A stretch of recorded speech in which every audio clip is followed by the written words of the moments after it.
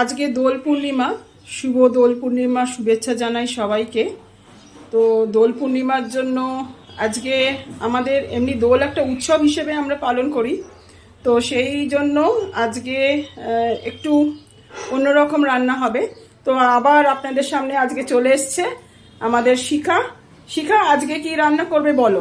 Mutton হবে, আজকে আমি আলু ভাজবো, আর তারপর আলু ভাজা হয়ে গেলে পেঁয়াজ দেবো, পেঁয়াজ পরে তারপর টমেটো দেবো, তারপরে মশলা দেবো, তারপর আদা রসুন সব সবাই রেডি করে নিয়েছি। তারপরে এবারে আমি এইটা মাটন আছে, ধোয়া হয়ে গেছে, তাহলে এগুলো করবো। আর এখানে আমি তেল গরম করতে দিলাম, আলুটা ভাজবো। এবারে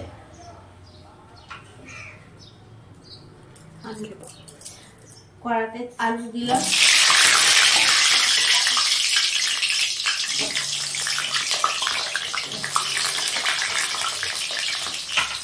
আলুটা ভাজা হয়ে গেলে তারপরে আমি পেঁয়াজ দেবো।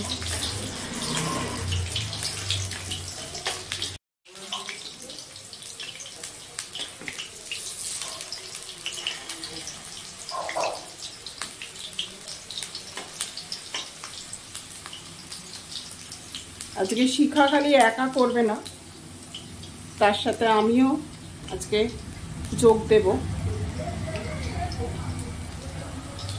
ভাজা হয়ে গেছে, আমি এবারে আলুগুলো উঠিয়ে নেবো একটা একটা করে।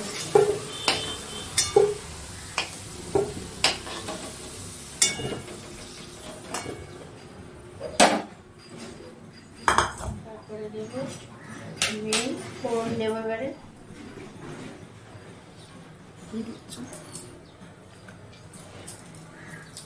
গরম মশলা ফোড়ন দেবো, ডালচিনি আর তোমার এলাচ, তেজপাতা দিলাম,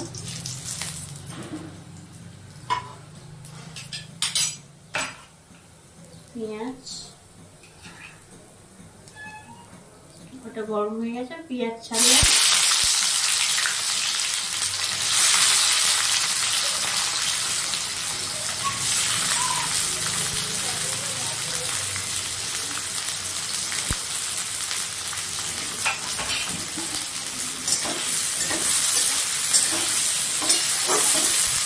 পেঁয়াজটাই ছাড়লাম, ছেড়ে এবারে তোমার আমি ভাজা ভাজা করবো একটু, তারপরে দেবো আমি টমেটো।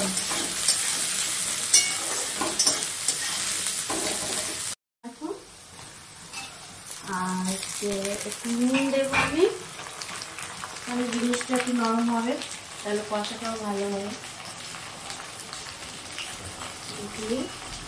একটু ভাজা ভাজা করবো এখন।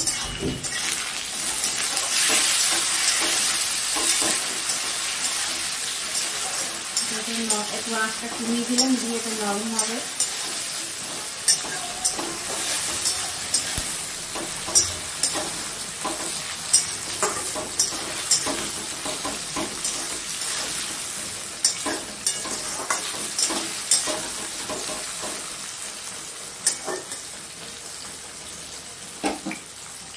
আমি বেটে রেখেছি, আদাটা দেবো সবটা, আর রসুন বাটাটা সব দিব, দিয়ে তোমার আদা রসুনটা খুব কষলো, তারপর তোমার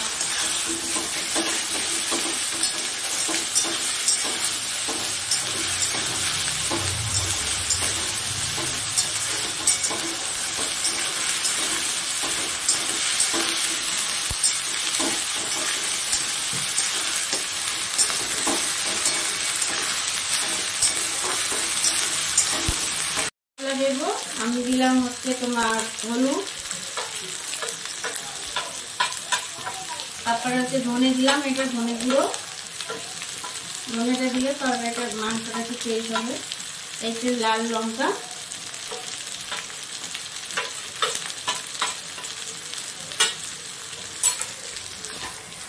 তারপরে একটু আমি জল দিলাম, দিয়ে এটা কষবো,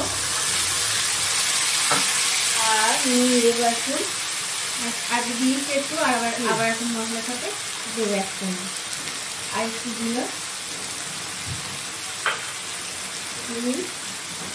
চিনি দিলাম মশলার সাথে। চিনি দিলে?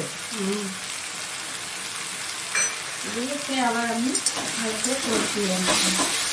কষা কষা হয়ে গেলে তেল ছাড়বে, তখন আমি আবার মাটনটা দেবো। আবার এটাকে আমি ভালো করে এখন কষছি, কোনো গন্ধ ছাড়বে কাঁচা কাঁচা।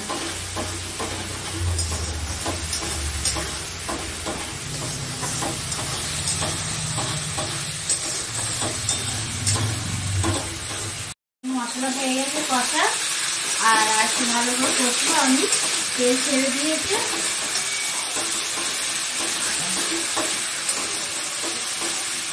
এরপরে আমি মাংসটা দেবো। তেল অনেক ছেড়ে দিয়েছে, অনেকটা ভালো করে কষে নিয়েছি আমি।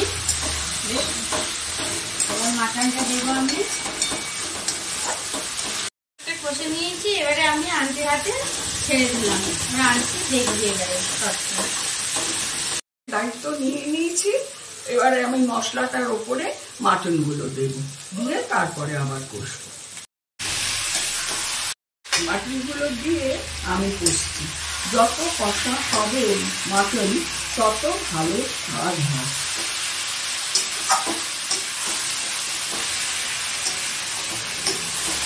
আমি একটু অল্প করে জল দিচ্ছি এবার।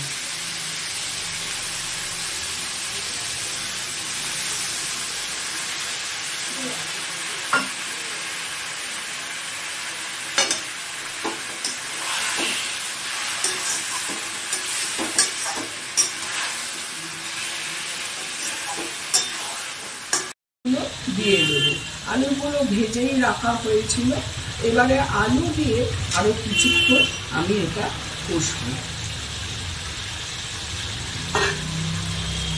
যদিও মাংস তেল ছেড়ে দিয়েছে, তাহলেও আমি আরো কিছুক্ষণ এটাকে কষাবো।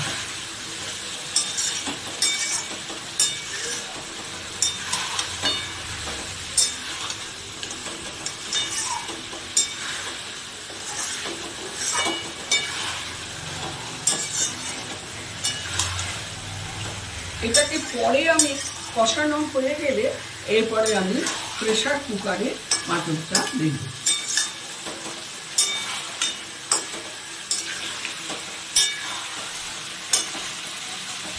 মাংসটা কষানো হয়ে গেছে, তেলও একদম ভালো রকম ছেড়ে দিয়েছে। এরপরে আমি মাংস প্রেসার কুকারে দেব। আপনারা দেখছেন কালারটা কেমন এসেছে, আমার তো ভালোই লাগছে।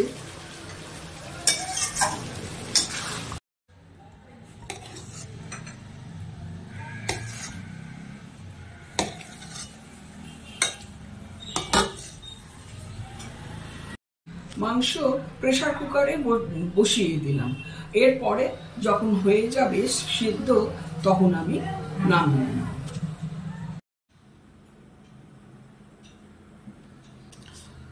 আমার মাটন রান্না রেডি। এর সাথেও আমি দু একটা আইটেম আপনাদের দেখাচ্ছি। সেটা হচ্ছে নিম বেগুন, মাছের ঝাল, মাটন। আরও দু একটা রান্না আমার রয়েছে, সবগুলো আর দেখালাম না।